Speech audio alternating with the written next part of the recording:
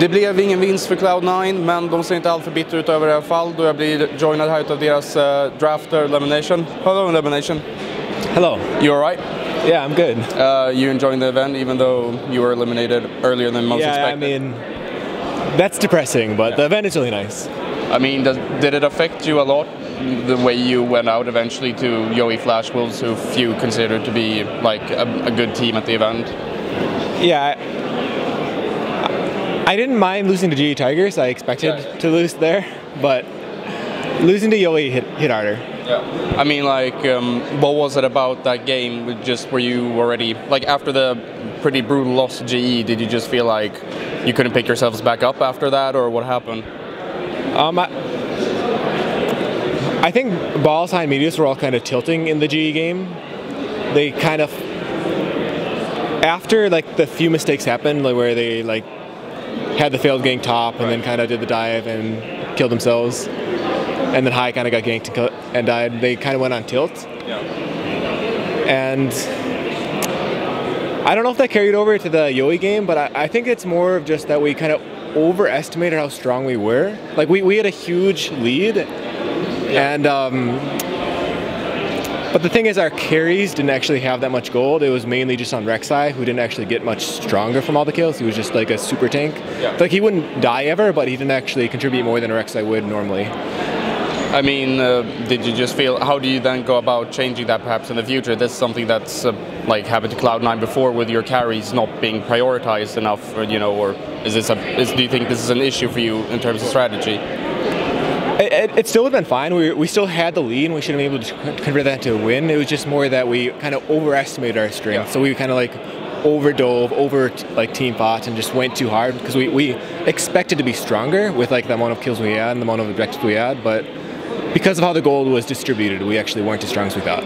I mean, overall then, seeing as Joey beat, took a game off of TSM as well, I mean, do you just feel like they're like a legit team and like on an international scale? Of course they are, yeah. They definitely have showed up and have played extremely well. So they're definitely legit. Yeah. Okay, then, so if we would then focus more like your native LCS and NA, I mean, you're obviously third right now, which is maybe not what everyone expected to begin with, but it's still a very good result overall. But it was those 2 initial weeks when you were at a period at 8th place, which is like a career low for Cloud9 as far as I know.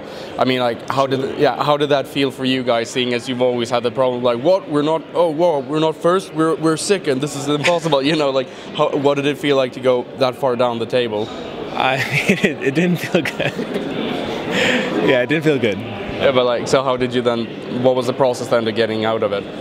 We just had to work on all of our issues. We had a lot of issues and we had to work through them individually and kind of figure out what was going wrong and just try to fix that. And we still have issues that we're trying to fix. I mean, when I spoke to Hai before I am Katowice, he said that he like put a lot of blame on himself. Like, obviously, it's obvious that he takes losses very hard, like in public as well. But I mean, like, did you feel like it was like the blame was completely levied on every single player? You know, was each one of you like part of why you lost? It was definitely. I would say it was definitely a team issue. Like, I think we had a worse team environment, and I think we were making a lot of mistakes as a team. Like, we were making mistakes in team fighting, making just mistakes in picks, making mistakes in basically what we were trying to do. I mean, maybe it's something that's just, maybe it's a bit too dramatic or like drama baity-ish to talk about, but since you've stuck with the same roster throughout all the LCS splits so far, is it actually hard to try and like improve in certain areas because players can be stubborn, you know, if they're used to their old ways and, you know, that kind of stuff? Players can be stubborn because they're used to their old ways.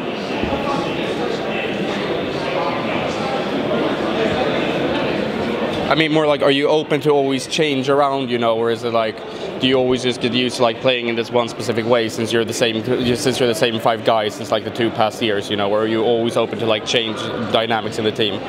I would say that we definitely have ways of play that we are like stronger at, like individually and as a team.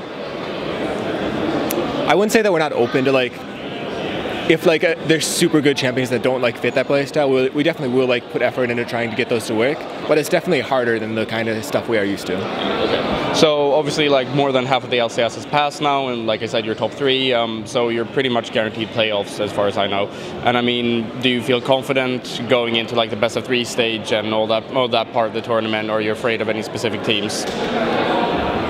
Well, I'm definitely most afraid of TSM. TSM has been pretty dominant, especially we scrim them every week, and we scrim them a lot, and they've bopped on us every week in scrims. So I'm definitely afraid of playing them. CLG is also very good. They will be extremely hard, and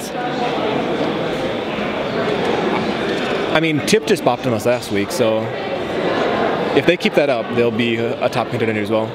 I mean, does it feel like the entire like field in NA, because the first 2 LCS seasons you were in, you were always at the top, top 2, and you had that ridiculous like streak of being undefeated as well, or like going 26-2 or something. Yeah. I mean, does it feel like the entire field has been leveled out now in terms of skill in North America, or like does it just feel like the top teams? Yeah. Does it just feel like the field has evened out in terms of skill? I wouldn't say it's completely evened out.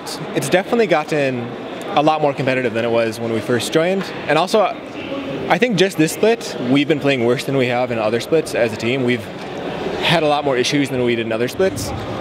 So I think we've degraded a bit for this split. Other teams have gotten better. But it's definitely not completely even. Like there's the Coast situation right now in NALCS, which is a terrible situation. The fact that they basically like made, they bought Final 5 and made that team's their main team basically, and just abandoned the LCS team.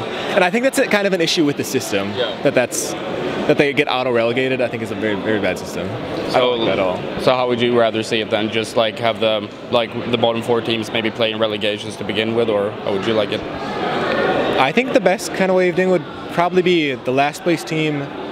The last place team in the LCS plays against the best team in the thing, but they play with a game down. And then the second to last place LCS team would play even. The third would play a game up. So there's still like the huge like benefit you get from each place, but there's not any auto relegation, which I think is terrible. Like if you're playing a game down, that's a huge thing. And if the other team is even or better than you, they should be able to just win. So overall, I mean, where do you think you'll place in the spring split? I mean, third's my best guess, but I don't. No, I'm at the playoffs, Well, I don't know. It's so hard to tell with playoffs. Playoffs can go like any which way. So. Okay, thanks a lot for the interview. Any shout outs or anything? I guess thank you to all my fans. I love you all.